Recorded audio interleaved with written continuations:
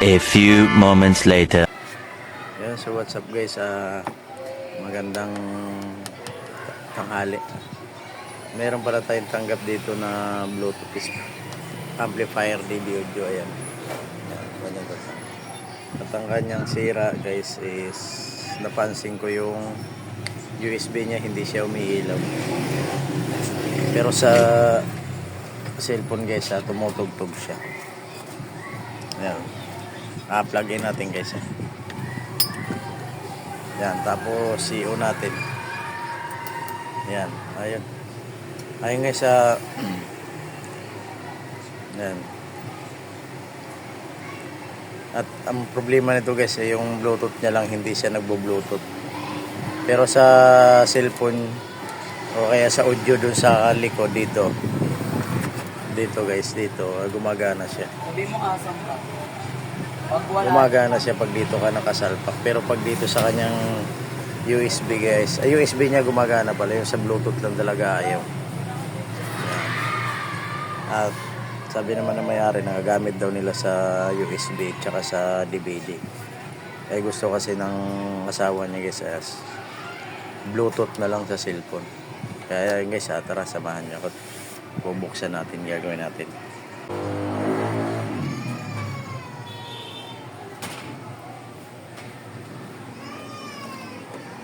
Yeah, so guys, ito na, nabuksan na natin.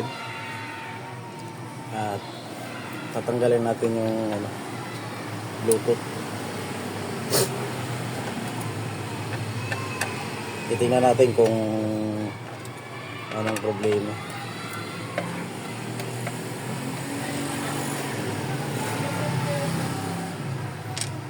Kasi natanggalan natin yung Bluetooth guys. Kadudot-dot ng may-ari guys, sasira na daw to. Yan, ito yung kanyang Bluetooth. Kanyang Bluetooth guys. Pero yung pinaka ano nga guys, nandito parang kumbaga pindutan lang to. Patry lang natin. Yan, kapitan muna natin ang speaker.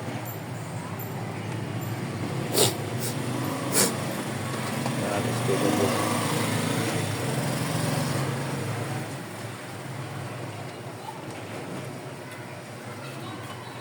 Mga ganitong Bluetooth speaker kasi, Bluetooth receiver kasi sirain talaga ito.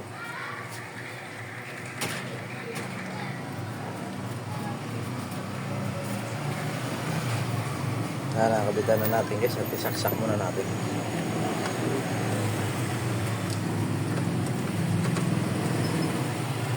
Yan. Yan, may ilaw na guys. May indicator. Yan, nagkaroon na siya ng indicator. Try natin i-ano sa Bluetooth.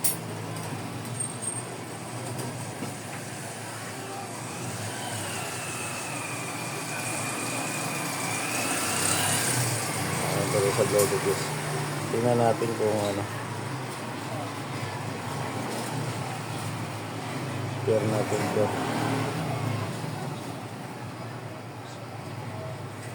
Hanap lang tayo ng Bluetooth. Ano pala natin guys, short natin baka sa pindutan.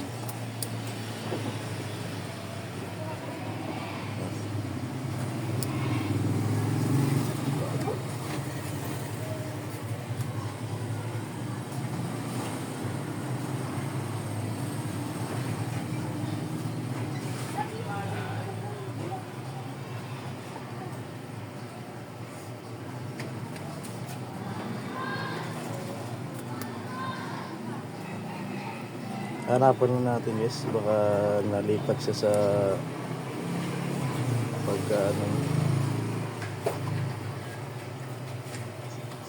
ang Bluetooth na. Ay, sulat pa yung BT speaker guys. Kailangan pala pag nag-blink siya.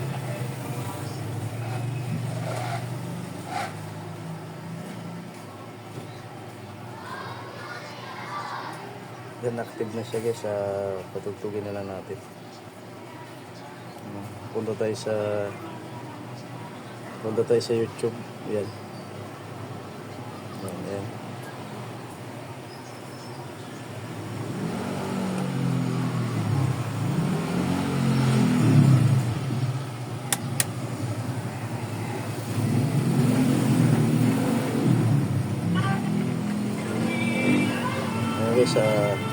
Meron na siya, kung ba, nalipat lang siya guys, hindi siya ano,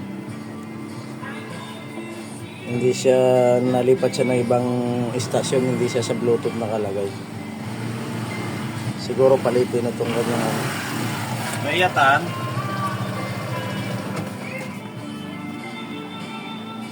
Ayan.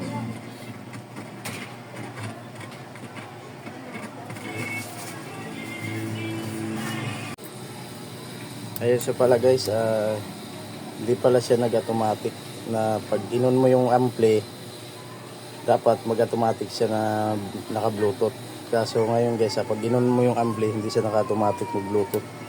Ayan o. Kasi pag nagbi-blink yung, pag inon mo yung ampli at nagbi-blink yung indicator niya, so ibig sabihin nag-automatic siya ng bluetooth. Pero nangyayari pag inon mo yung ampli, ayan, i-on na natin yung ampli guys. Yan guys, permis lang yung kanyang indicator. Kailangan mo na siyang pindutin. Kasi palitin, ang naging problema pala nito guys, palitin yung kanyang mga tack switch. So, ayun, meron na naman. Palitin yung kanyang tack switch. Yan. Tsaka isa pa guys, yung controller niya, yung master volume ito. Ito yung master volume na yan. Yan. Nagluloko din yan. Kasi papatay natin guys ha. Nakapatay. I-on natin yung ampli. Yan. Hindi siya nag-automatic, kailangan mo siyang pindutin. Kasi pag nagbi-blink yung kanyang indicator red guys, red light kada, ibig sabihin nagko-connect siya ng Bluetooth. Kaso ayaw. Kailangan mo. Saka siya magko-connect. Yan, patay. Buhay. Yan. Yan. Kailangan ba siya pindutin? Kasi dati kasi automatic to. Hindi siya yung pagbuhay mo. Dati nag-automatic kasi ito nagbi-blink agad yung ilaw, gumaganon-ganon. Yan. Ibig sabihin nagko-connect siya kayo. Ngayon guys, kapag ino-on mo kasi siya, hindi na siya, kaya sabi ng may-ari sira daw yung Bluetooth, pero hindi sira yung Bluetooth niya. Ayun, hindi lang siya nag-automatic. Kailangan mo bang pindutin. Yan. Yan. So, ibig sabihin palitin yung pindutan nito guys. At tara, samahan nyo ako at papalitan natin. O kaya linisin na lang natin muna.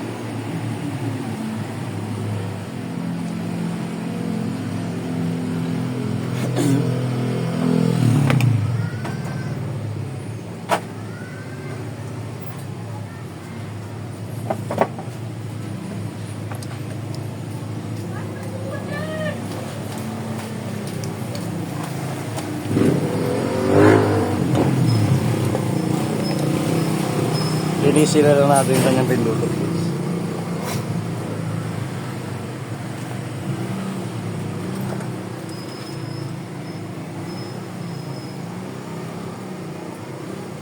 Ito muna. Excuse me.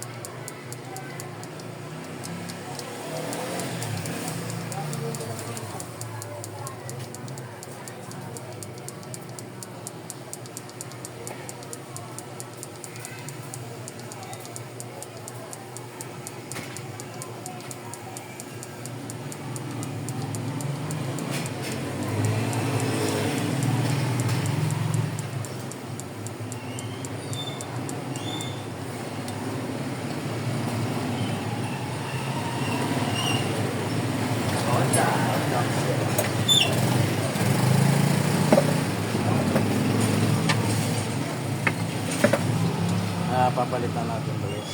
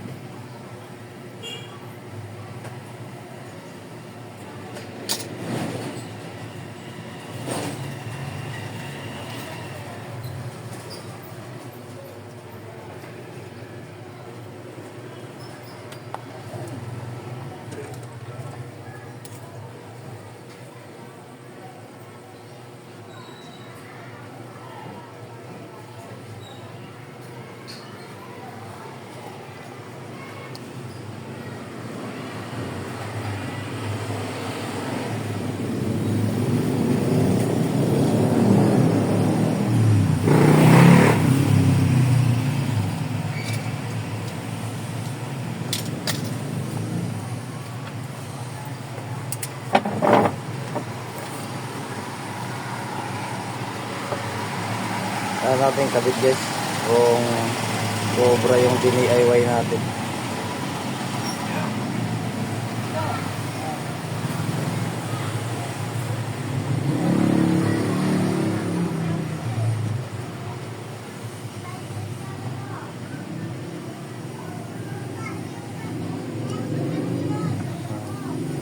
Nabunod pala.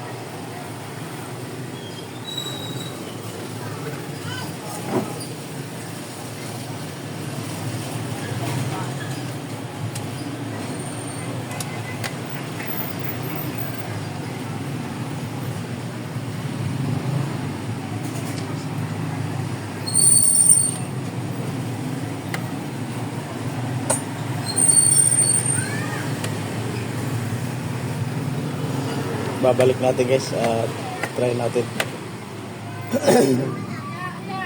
Kasi okay naman yung pindutan niya guys eh.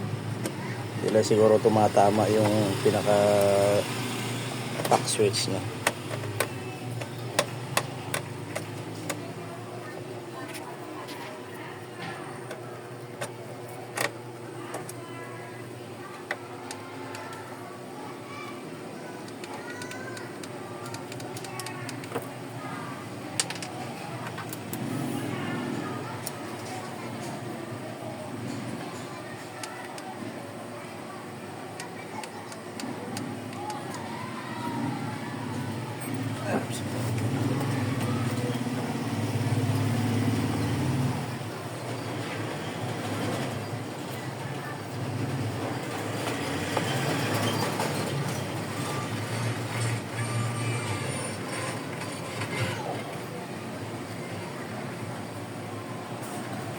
Yes, problema rin yung kanyang problema din yung kanyang controller, kailangan natin palitan.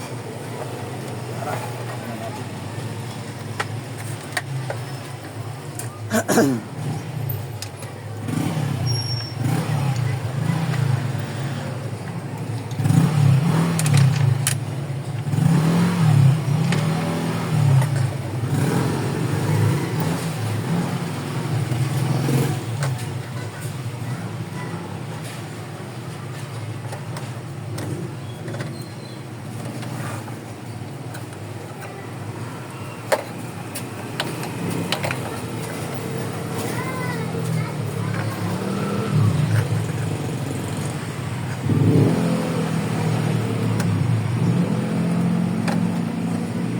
dapat guys, pati yung brass treble nito kailangan na dapat palitan.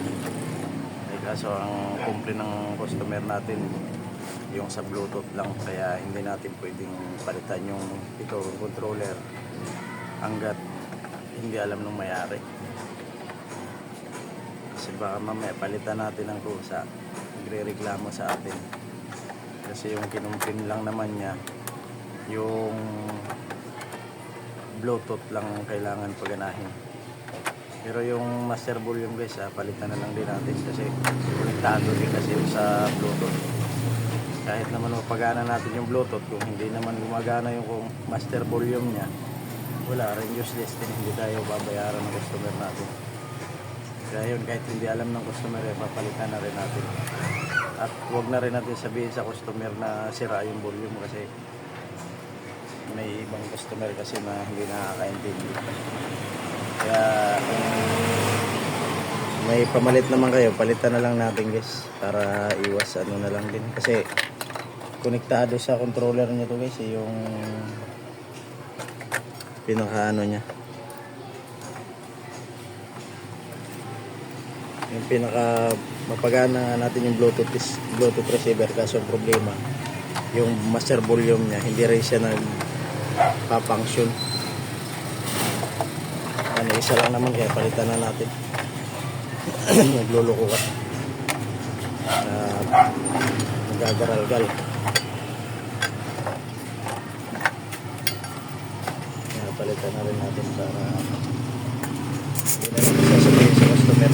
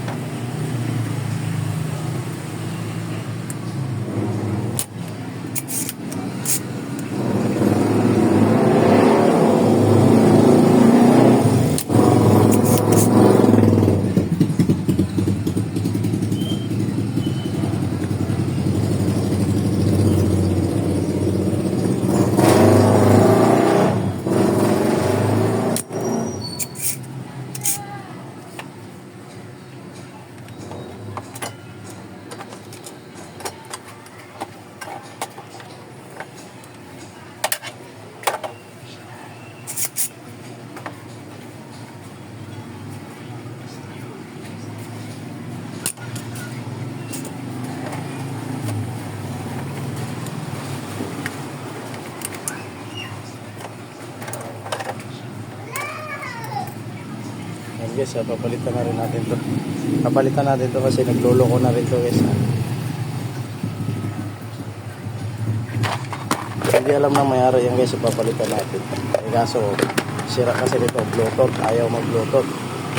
Ngayon kahit mapagana natin yung Bluetooth, kung ayaw naman mag-function ng master volume, hindi rin tayo babayaran ng customer natin guys. Ayan, papalitan natin.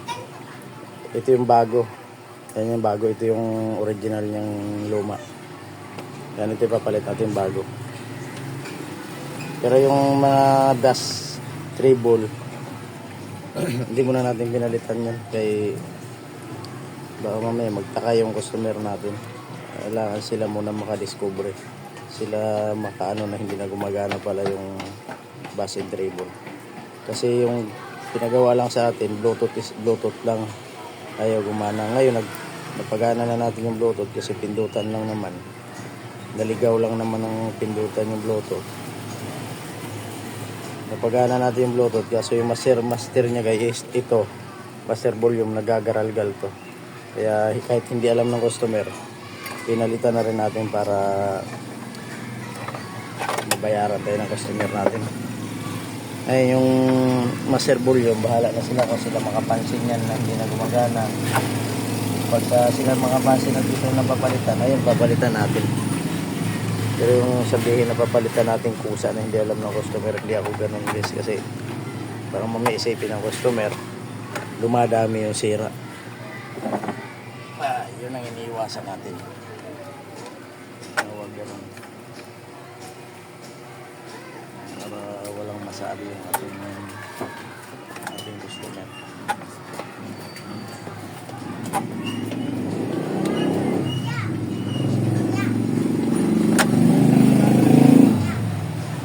Babalik na natin.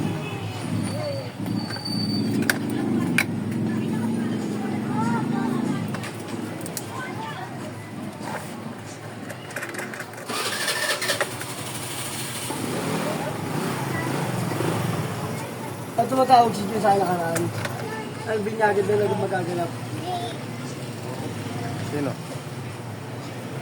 John? Sa babibinyag ka daw, anak mo? Hello? Sabi ko siya, yayabangan lang yata ako. Binyagan ko baka nilulong. Babibinyag ka daw, bukong ka. Apo ko yun. Po mo? Sa linggo?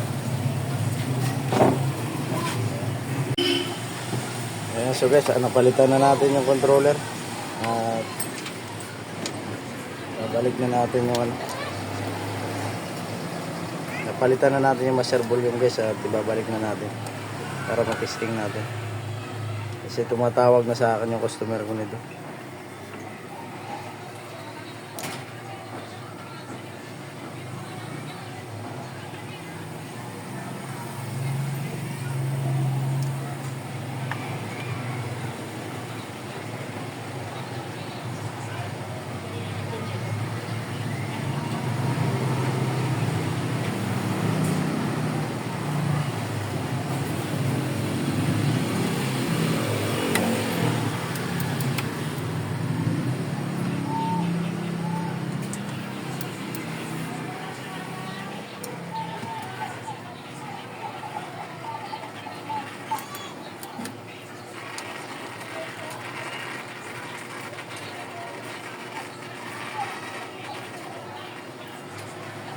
Yan, kasi natin.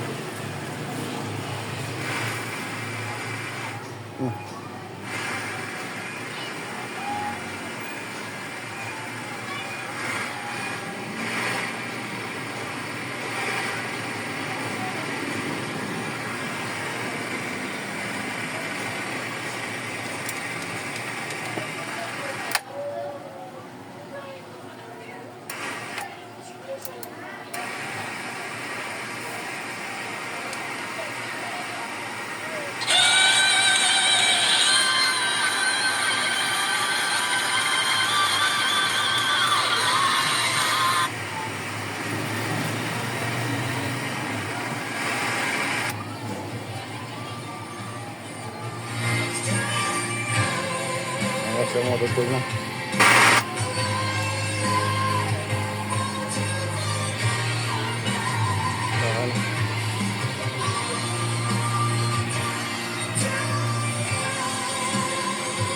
So guys, okay na siya. Yan.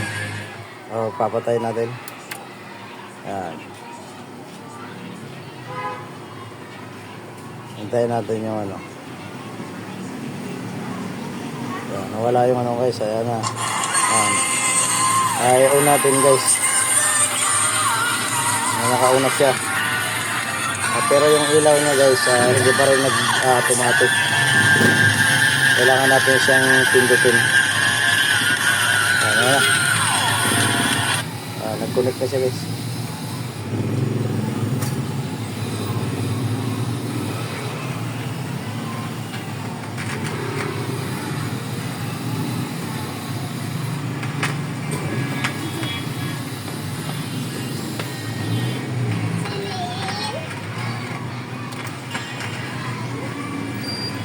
Okay na siya guys, success na.